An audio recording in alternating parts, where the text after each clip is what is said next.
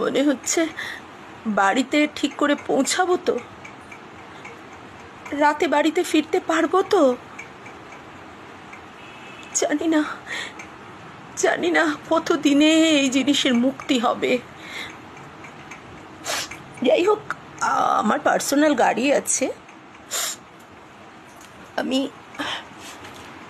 আমি গাড়িতেই ফিরি।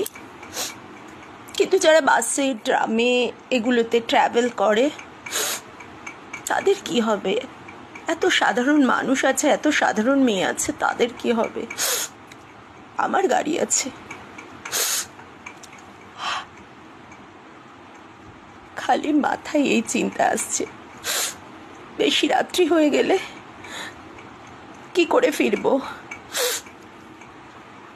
যদিও আমার গাড়ি আছে।